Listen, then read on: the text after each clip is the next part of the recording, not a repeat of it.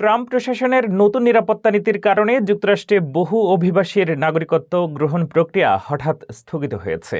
শপথ অনুষ্ঠানের দিনই জন্মদেশের কারণে অনেককে বাদ দেওয়া হচ্ছে। অধিকার কর্মীরা বলছেন, এই সিদ্ধান্ত বৈধ অভিবাসীদের মধ্যেও ভয় ও অনিশ্চয়তা তৈরি করছে।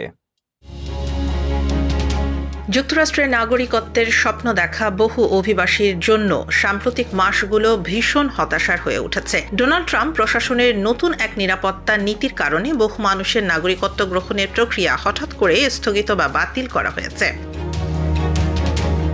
বস্টনের ঐতিহাসিক ফেনুইল হলে আয়োজিত এক নাগরিকত্ব শপথ অনুষ্ঠানে দেখা যায়, আবেদনকারীদের জন্মদেশ জিজ্ঞেস করে কিছু মানুষকে লাইনের মাঝখান থেকে বের করে দেয়া হচ্ছে। যেসব দেশ ট্রাম্প ঘোষিত ভ্রমণ নিষেধাজ্ঞার তালিকায় রয়েছে, সেসব দেশের নাগরিকদের শপথ নিতে দেয়া হয়নি, যদিও তারা বহু বছর ধরে আইনি প্রক্রিয়া সম্পন্ন করে এসেছিলেন।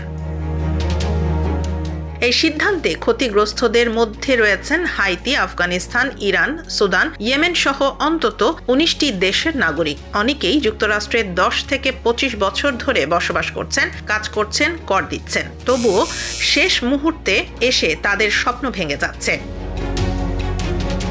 অভিবাসন আইনজীবী ও অধিকার কর্মীরা বলছেন, এটি শুধু নতুন নাগরিকত্ব আটকে দেয়া নয়, বরং বৈধ অভিবাসীদেরও ভবিষ্যতে আটক ও বহিষ্কারের ঝুঁকিতে ফেলছে। এমনকি ইতিমধ্যে নাগরিকত্ব পাওয়া আমেরিকানদের বিরুদ্ধেও ডিন্যাচারালাইজেশন বা নাগরিকত্ব বাতিলের পদক্ষেপ বাড়ানোর ইঙ্গিত দেওয়া হয়েছে।